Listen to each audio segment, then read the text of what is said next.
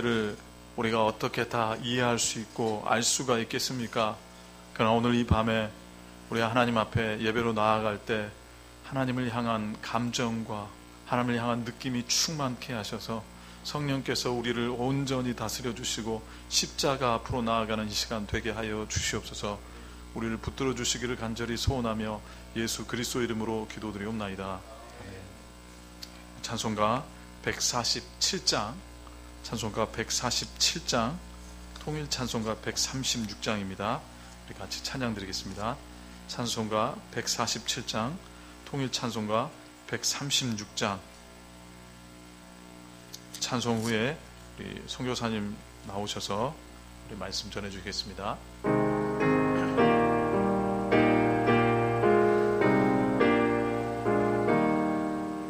거기 너 있었는가 그때에 주님 그 십자가에 달릴 때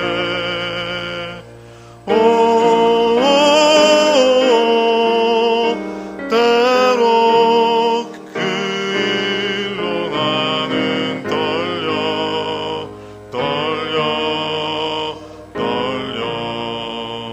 거기 너 있었는가 그때에 거기 너 있었는가 그때에 주님 그 나무 위에 달릴 때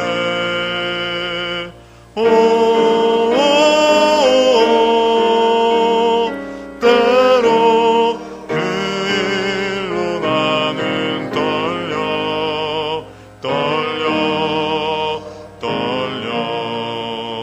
거기 너 있었는가 그때에 거기 너 있었는가 그때에 주가 그 밝은 빛을 입을 때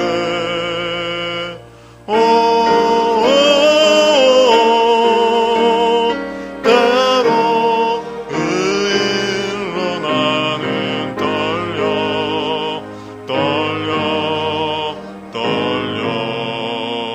거기 너 있었는가 그때에 거기 너 있었는가 그때에 주님 그 무덤 속에 누일 때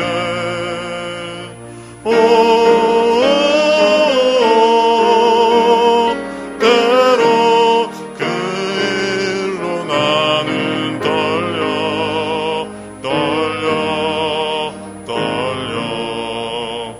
거기 너 있었는가 그때에 거기 너 있었는가 그때에 주님 그 무덤에서 나올 때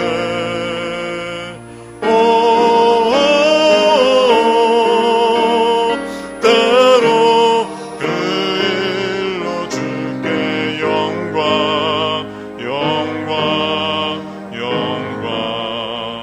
거기 너 있었는가 그때에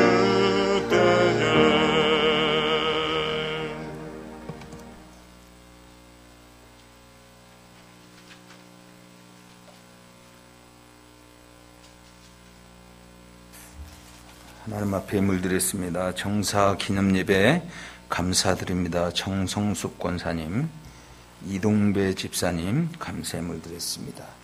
나의 죄를 대속하여 주신 주님의 십자가의 사랑에 감사합니다. 영선희 성도님, 날 위해 죽으신 주님의 사랑 감사드립니다. 송유연, 이윤정 성도님, 우리 부부를 골고다 언덕의 십자가를 바라보며 살게 하심에 감사드립니다. 저와 제 아내가 감사의 물드렸습니다. 한산중 장로님 감사드리고, 주님의 십자가 사랑 감사드립니다. 이수자 성도님 감사의 물드렸습니다. 기도합시다. 사랑의 하나님 아버지, 감사합니다. 허물과 죄로 죽었던 영혼들을 살리기 위하여 주님이 땅에 오시고 우리의 모든 죄를 대속하시기 위하여 그 십자가에 모진 고난을 친히 감당하심을 감사를 드립니다. 그 은혜 감사해서 주님 앞에 정성껏 예물 드리오니 주님 이 예물 받아 주옵소서. 주님 앞에 옥합을 깨뜨린 여인의 심정으로 아낌없이 주님 앞에 드린 이 예물을 바친 손길들마다 주님 기억하시고 저들의 사는 날 동안 여호와의 물된 동산처럼 부족함 없는 삶을 살 수 있도록 주님 하늘 문을 여시고 축복하여 주옵소서. 예수님 이름으로 간절히 축복하며 기도하옵나이다. 아멘. 오늘 하나님 우리에게 주신 말씀은 마태복음 26장 45절 46절 두 절 말씀 다 같이 찾으셔서 함께 합독하도록 하겠습니다. 마태복음 26장 45절로 46절 말씀입니다. 다 찾으셨으면 아멘. 이에 제자들에게 오사 이르시되 이제는 자고 쉬라. 보라 때가 가까이 왔으니 인자가 죄인의 손에 팔리느니라. 일어나라 함께 가자. 보라 나를 파는 자가 가까이 왔느니라. 아멘.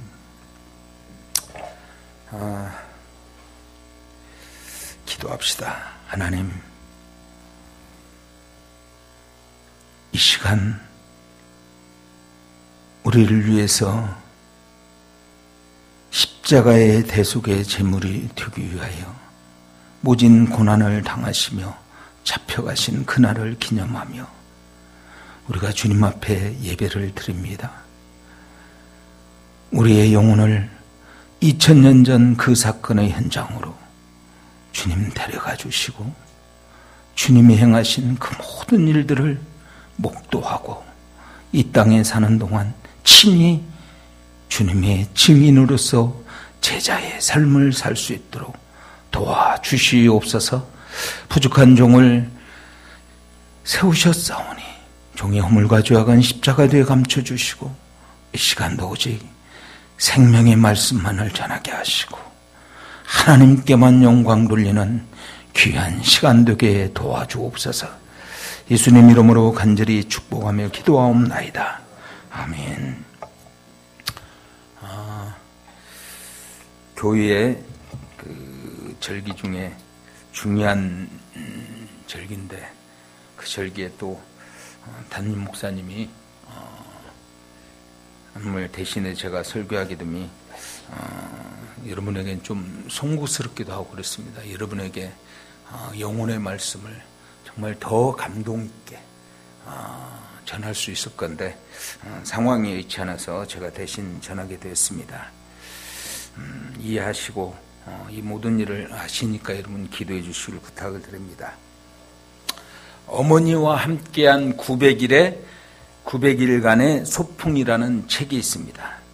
1999년에 칠순의 노인이 100세의 노모와 함께 900일 동안 여행하면서 중국을 이 중국 그 흑룡강성 저 끝터리가 이제 흑하라고 검은 강이 있습니다. 그 강 너머는 러시아고, 근데 그 강가에 사는 사람이 이 노인이 그 타파라는 그 동네에 사는 분인데 그분의 어머니와 함께 중국을 대륙을 이렇게 횡단하면서 찍은 사진과 함께 다큐 형식으로 지은 책이에요. 그 책에 보면은 이 노인이 74세인데 어느 날 어머니가 아들아 멀리 여행하고 싶다. 내가 꼭 한번 서장에 가고 싶다. 이 서장은 티베트를 말해요. 티베트에 나사가 있는데 그곳에는 포탈랍궁이라는 이 소승불교, 남아불교의 그 본산지입니다. 그곳에 한번 가고 싶다는 거예요. 그런데 이 왕일민이라는 이 노인은 사실은 자기 어머니를 노무를 모시고 서장에 갈 수 있는 경제력이 없어요. 차도 없고 뭐 여건도 안 돼요. 그에게 있는 것이라고는 낡은 자전거 한 대. 그런데 어머니가 꼭 한번 서장에 가고 싶다는 그 간곡한 말이 그의 가슴 속에서 떠나질 않는 거예요. 그래서 낡은 수레를 만든다고요. 그리고 자기의 낡은 자전거에 수레를 달고 수레에 지붕을 얹히고 사방을 창문을 많이 내요. 어머니가 그 안에서도 세상을 볼 수 있도록. 그리고 서장을 향해서 여행을 떠납니다. 제가 그 중국의 그 지도 앱을 통해서 한번 보니까 이 타퍼라는 마을에서 서장 포탈락궁까지가 약 5,500km예요. 자동차 길로. 그러니까 자전거를 타고 가면 훨씬 더 멀죠. 그런데 이 아들이 출발을 한다고. 그 먼 여정을. 가면서 배고플 때는 면도 끓여 먹고 또 맑은 시내를 만나면은 세수도 하고 어느 경치 좋은 개울가에서는 목욕도 하고 빨래도 하면서 걸어가는 그들의 인생은 그야말로 중국의 만만디였어요. 쉬엄쉬엄 걸어가는 길에 어떤 때는 산에서 길을 잃어가지고 며칠을 헤매기도 하고 그러면서 가는 인생의 여정 속에서 이 100세 먹은 노무와 또 싸우기도 해요. 싸우고 화해하고 웃고 울면서 이 두 분의 감정은 더욱더 새로워지는 거죠. 그런데 이 낡은 자전거로 노무를 모시고 시장까지 간다는 것은 사실은 처음부터 불의했어요. 이분이 흑룡강에서 이 내가 지금 살고 있는 산동성 청도라는 곳에 도착을 해요. 근데 이 어머니가 청도 너머에 뭐가 있냐고 물어봐요. 대한민국 있다니까. 아야, 나 대한민국도 가고 싶다. 그래요. 어머니 이 여행 갔다 와서 내가 또 한번 대한민국 모시고 갈게요. 그런다고. 그래서 이분들이 중국의 하와이라는 하이난도까지 도착했는데 그 길을 자동차 길로 한 5,000km 돼요. 거기를 도착하면 더 이상 노무의 건강이나 이런 것 때문에 여행을 할 수 없어서 돌아오기로 마음을 먹고 타퍼라는 고향에 도착했을 때 900일이 걸린다고요. 이 900일 동안에 어머니와 일상생활을 다큐 형태로 제작을 하고 중국 중앙방송에서 다큐멘터리로 방영을 해서 그 중국 대륙의 14억의 인민들의 눈물을 흘리게 했던. 그래서 저도 이 책을 읽으면서 참 효가 뭔지 다시 한번 생각하게 했던 그런 내용입니다. 저는 아들에게 그런 얘기를 해요.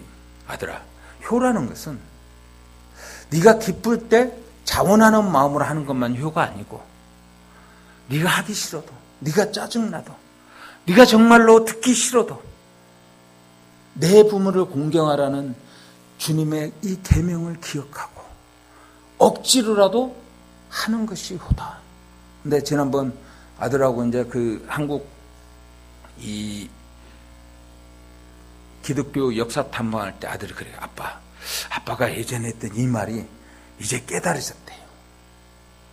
여러분, 깨달았다고 다 실천하는 건 아니에요. 그러나 깨달았기 때문에 실천할 수 있어요. 여러분, 많은 분들이 다 부모 또는 부모가 없는 분들도 있겠지만 다 부모가 있잖아요. 효에 대해 다시 한번 생각하는 소중한 시간이 됐으면 좋겠어요. 그러나 저는 이 책을 읽으면서 제 마음에 맴돌았던 게 뭐냐면, 아들아, 세상에 한번 구경하고 싶다. 나 한번 서장이라는 곳을 가고 싶어 하는 그 어머니의 간절한 마음이 있어요. 그 목소리가 내 귀에 남아요. 오늘 성경 본문에 보면은 예수님께서 이렇게 표현합니다. 일어나라, 함께 가자. 어쩌면은 그 노무의 그 간절한 마음처럼 주님은 저와 여러분에게 오늘 일어나라, 함께 가자고 본문을 통해서 말씀하고 있습니다. 오늘 본문의 배경은 이렇습니다. 예수님이 6월절 만찬을 행한다고요. 그 만찬을 행하고 난 다음에 뭐라고 하면 제자들에게 나를 팔 것을 이야기하고 또 모두가 나를 버리고 떠날 것, 도망갈 것을 예수님이 예언을 합니다. 그리고 예수님이 겟셋마네 동산으로 제자들을 데리고 기도로 올라간다고요. 그런데 12 제자들을 데리고 가서 거기서 예수님은 베드로, 야고보와 요한을 따로 데리고 돌 하나 던질 만한 곳에 떨어진 곳으로 가서 기도를 하려고 하는데 그때 감정을 성경은 37절에서 이렇게 표현합니다. 내 마음이 고민하고 슬프다 이거예요. 고민하기 슬프다. 이 성경이 여기서 이제 그 번역상에 조금 문제가 있는데 그 시작하다라는 그 헬라어 동사를 여기서는 번역하지 않았어요.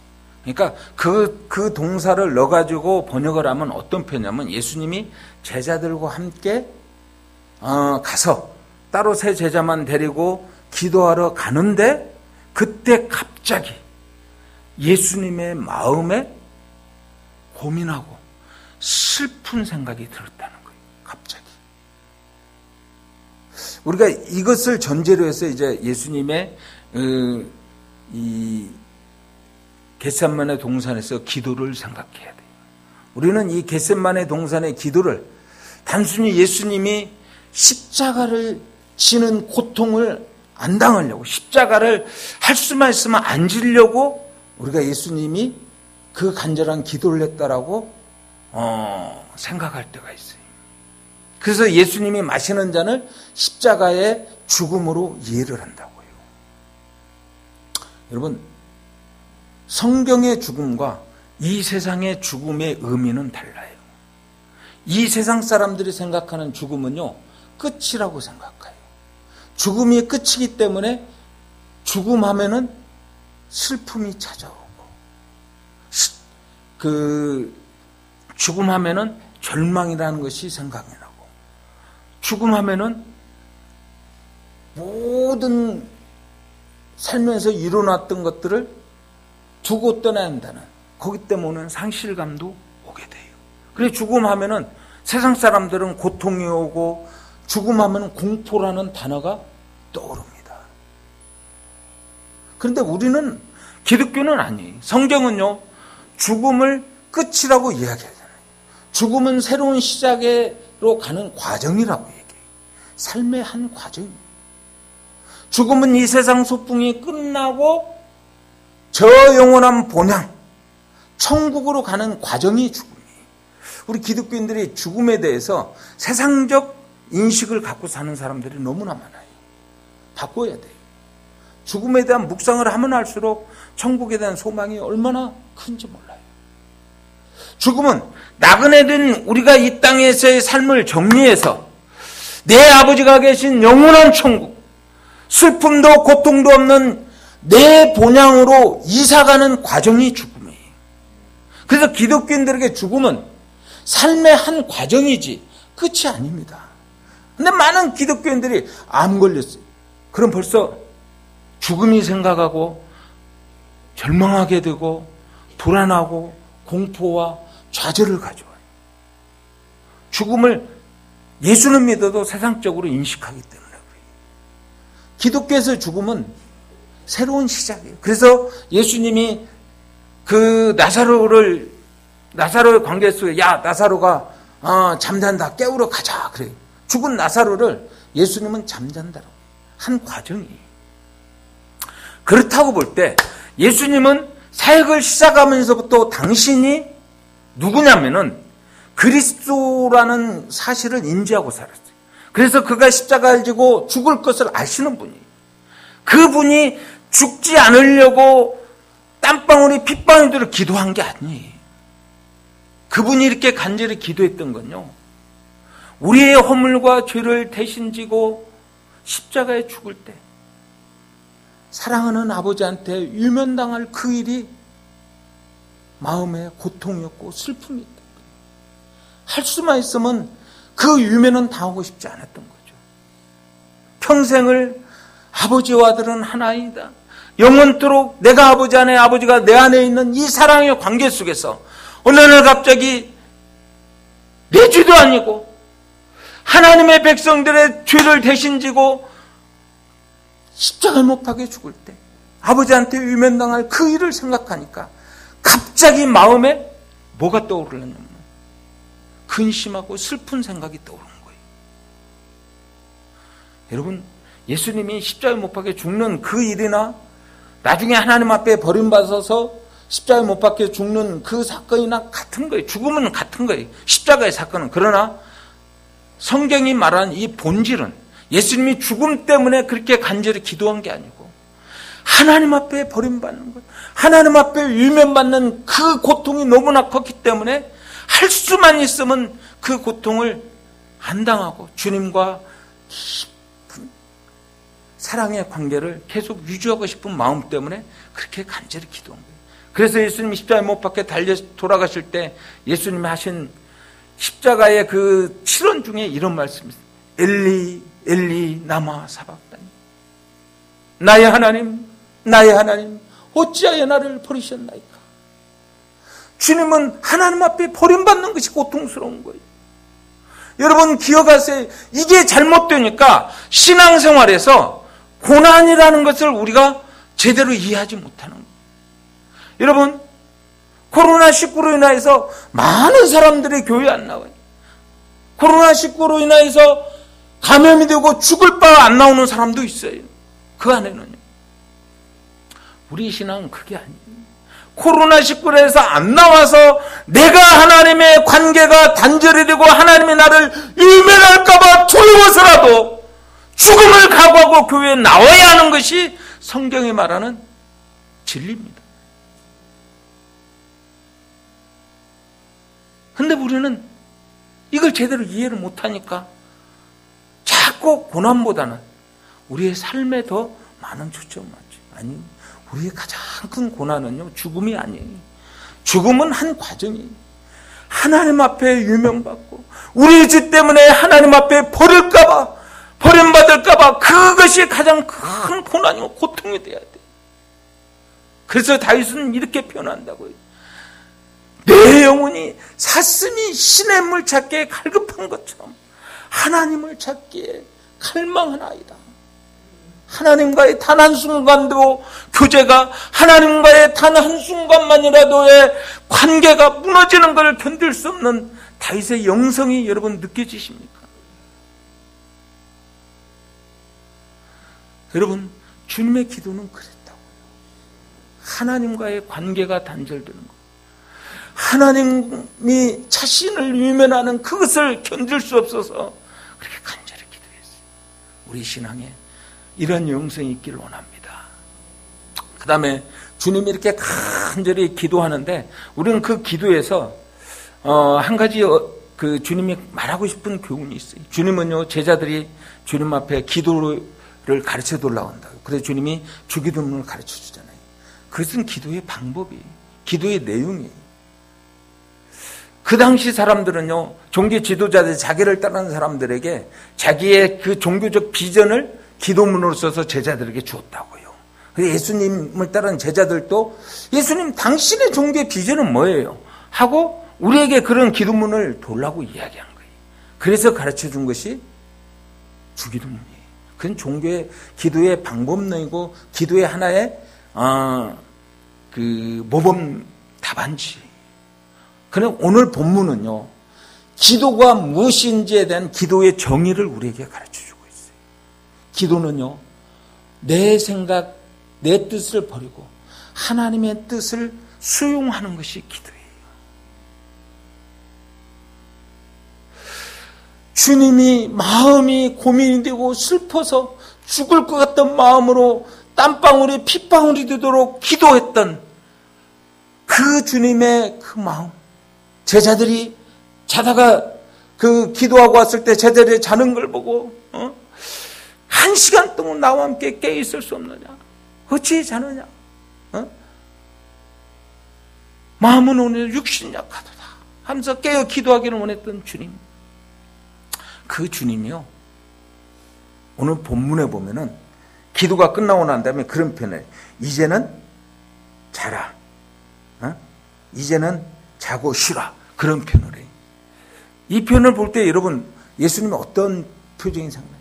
굉장히 편안한 그 상태, 영적 상태를 말하고, 이제는 자고 쉬어라. 영혼에 불타는 것 같던 그 고통, 그 어떤 갈등을 갖고 기도했던 그 예수님이 한순간에 편안해졌어요. 왜요?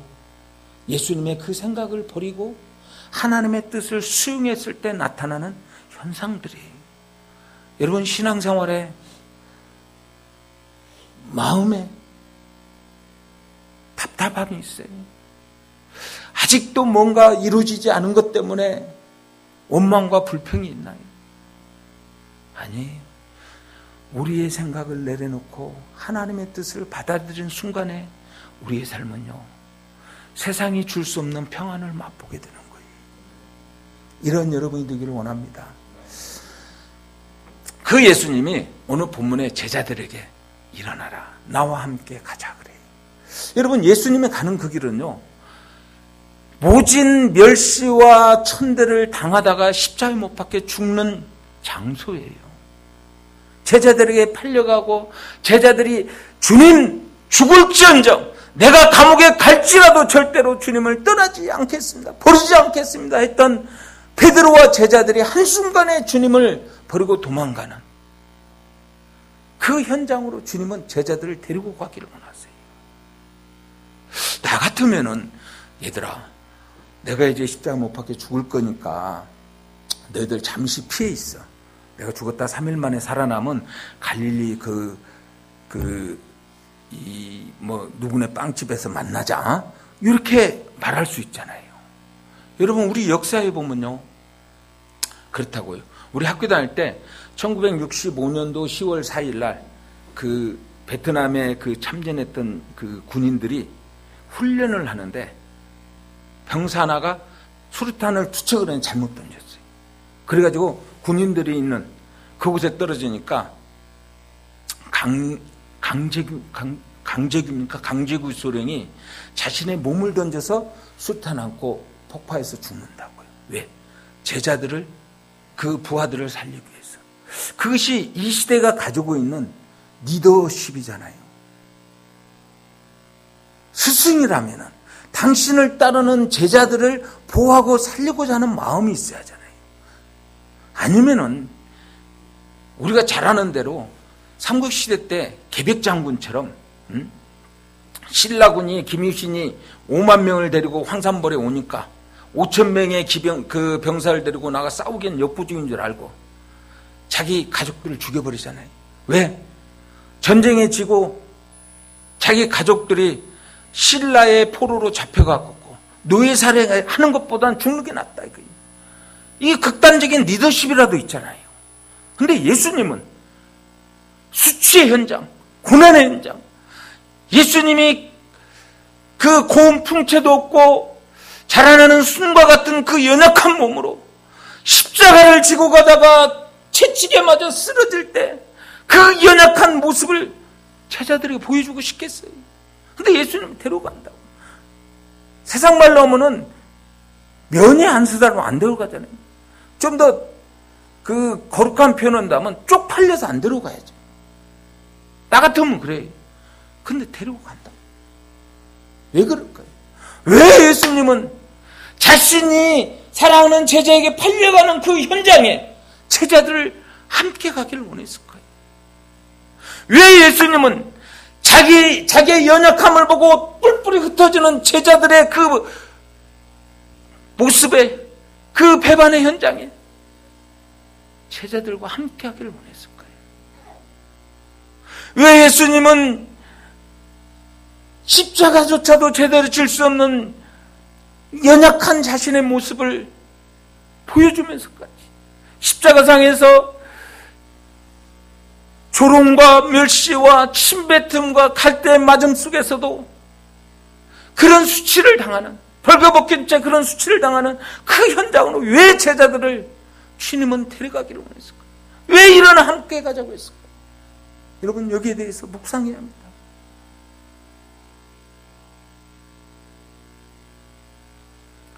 여러분, 이것이 주님의 제자교육의 마지막 과정이에요. 주님의 제자도의 마지막 과정이라고요. 한국교회는 이 과정을 빼먹어요. 여러분, 제자가 누구예요? 주님을 따르는 사람을 제자라고 하죠. 그런데 사도행전 1장에 보면은 예수님의 12 제자 중에 가룟 유다가 빠지고 30 제자만 있을 때 한 명의 제자를 충원하기 위해서 조건을 다는데 이런 조건을 답니다. 세례 요한의 때부터 예수님의 부활할 때까지 우리와 함께 예수님의 모든 삶을 함께한 사람 중에 한 사람을 뽑아서 제자로 삼자. 그리고 뭐 하자? 부활을 증거하게 하자. 그래요.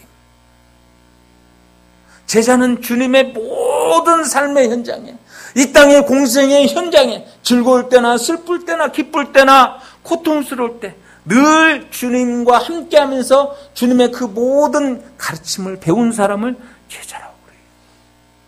그런데 한국교회 제자들은요, 주님의 축복만을 원해요. 주님의 형통만을 바라요.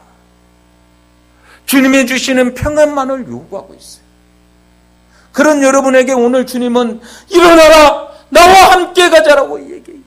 내가 너를 위해서 십자가에 못 박히는 그 현장에 일어나 나와 함께 가자. 하나님이 나에게 주신 한 영혼도 잃어버리지 않고 다 구원하게 하여 저들이 나에게 조롱하고 멸시하고 손가락질하는 것조차도 아버지여 저들의 죄를 사하여 주옵소서. 저들이 하는 거 알지 못합니다 하고 용서하는 그 현장까지 나와 함께 가자고 주님은 말씀하고 있는 거예요. 여러분, 우리는 그런 표현을 해요. 스승은 아는 만큼 가르치고 제자는 배운 만큼 행동한다고. 여러분, 어디까지 배웠습니까? 주님의 축복까지 배웠습니까? 아니에요. 주님의 제자의 마지막 과정인 주님의 고난의 현장까지 여러분은 함께 해야 합니다. 여러분을 위해서 채찍에 받는 그 채찍 소리가 여러분의 영혼의 귀에 들려야 돼요. 여러분을 위해서 망치의 대못이 바뀌는 그 꽝! 꽝! 하는 그 소리에 여러분의 귀에 사라지면 안 돼요. 주님은 그것만 배우라고 그런 건 아니에요. 너희도 그러한 삶을 살으라는 거예요. 내가 너희를 위해서 멸시천대 당한 것처럼 너희도 앞으로 나를 위해 그렇게 살아라는 거예요. 여러분, 지금까지 신앙생활을 아주 행복하게 했어요. 해피하게 했습니다. 앞으로는 그렇지 않을 거예요. 앞으로는 여러분 신앙생활을 하는 것 때문에 주변 사람들의 시선이 따가울 겁니다. 코로나19로 인한 이 영향력이 한국 사회의 교회에 대한 인식을 더 많이 바꿔놨어요. 그럴 때도 그들의 시선이 어떠든 그들의 눈길에 여러분의 신앙을 포기하시면 안 돼요.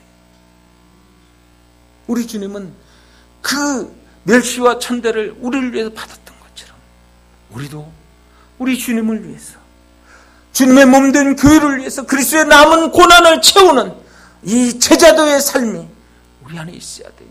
그럴 때 교회가 강해지는 거예요. 그럴 때 교회에 야성이 생기는 거예요. 한국교회 야성이 없어졌어요. 왜 야성이 없는 줄 아세요? 이 고난의 교육을 안 받아서 그래. 고난을 포기하니까 안 되는 거예요. 제가요, 두 교회의 이야기를 하겠습니다. 어느 한 교회는 중국 공안들이 와가지고 예배를 드리지 말라요. 소방점검을 한다고. 그러니까 그 말에 순종해서 예배를 안 드렸어요. 그리고 이 목사님이 설교문을 써가지고 교인들에게 그 구역별로 나눠서 자기들끼리 예배하게 했다고요. 한 달, 두 달, 3살 가니까 교회가 무너졌어요. 근데 우리 교단에 그 목사님 한 분 계세요. 구신에. 이분은 공안이 와가지고 예배를 드리지 말라고 하는 게 아니라 그 교회 앞에다가 공안차를 세워놓고 모이지 못하게 한 거예요. 이 목사님이 일주일에 주일날 4번 설교를 해요. 각 구역마다 목사님이 돌아가면서 그 하루에 주일날 4번 설교를 합니다. 넉 달을 그렇게 하니까 공안이 연락이 오더래요. 와서 예배 드리라고. 여러분, 이게 간증 아닙니까? 고난을 포기할 때 우리는 간증을 할 수 없어요. 그 고난을 주의 힘으로 이겨낼 때 우리의 삶에 간증이 있고, 이것이 우리의 신앙의 힘 아닙니까?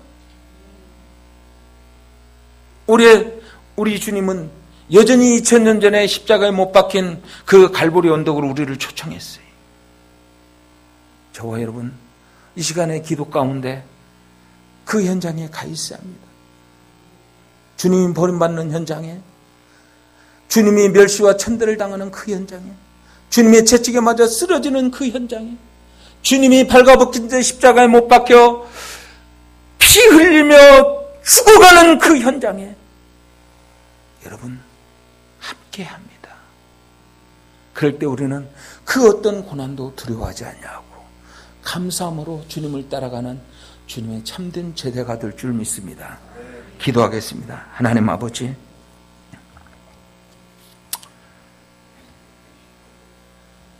이 시간 주님은 세상 속에 분주한 우리들을 부르시고 사랑하는 성교중앙교회 성도들아, 일어나라, 나와 함께 가자고 말씀하고 있습니다. 주님의 그 음성을 들을 수 있는 귀를 열어주시고 그 음성에 순종하는 믿음을 다하여 주옵소서. 그래 사랑하는 성도들이 주님 가신 그 길을 고난이라도 맞이하지 아니하고 그 길이 좁은 길이고 고난의 길이고 십자가의 길일지라도 주님을 따라가는 이 시대의 참된 제자들 되게 도와주시고 주님이 우리를 위해서 당하신 그 고난을 기억하고 우리도 주님 때문에 주님의 몸된 교회를 위하여 주님의 남은 고난을 우리의 육체에 채우는 신앙의 삶을 살기로 결단하게 도와주옵소서. 그래서 우리가 이 땅 소풍 끝나고 주님 앞에 섰을 때 사랑하는 성교중앙교회 성도들아, 나와 함께 일어나서 내 고난의 현장에 함께 있는 그때가 가장 즐겁고 행복했다라는 소리를 들을 수 있는 모두가 되게 도와주옵소서. 예수님 이름으로 간절히 축복하며 기도하옵나이다. 아멘.